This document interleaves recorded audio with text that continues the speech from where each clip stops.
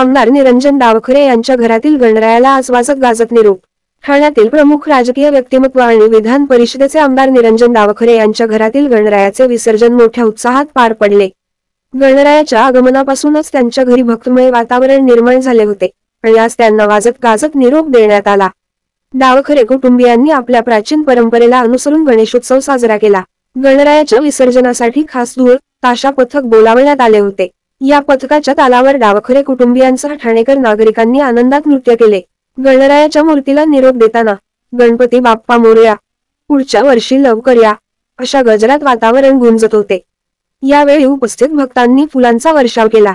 निरंजन डावखरे यांनी गणरायाच्या विसर्जनावेळी आपल्या भावना व्यक्त करताना सांगितले की गणरायाच्या कृपेने आपले कार्य अखंड चालू राहील।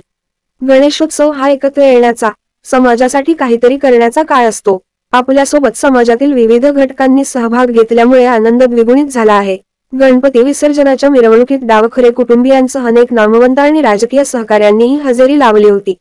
विसर्जन मिरवणुकीचा मार्ग ठाण्यातील मुख्य रस्त्यांवरून जात असल्याने ठिकठिकाणी नागरिकांची मोठी गर्दी झाली होती। विसर्जनाची मिरवणूक स्थानिक तलावाच्या दिशेने काढण्यात आली, जिथे संपूर्ण विधींसह गणेश मूर्तीचे विसर्जन करण्यात आले। या कार्यक्रमाचे खास आकर्षण म्हणजे डावखरे यांच्या कुटुंबियांनी गणरायासाठी तयार केलेले विशेष देखावे आणि सजावट, ज्यात ठाण्याच्या सांस्कृतिक वारशाचे प्रतिबिंब दिसले।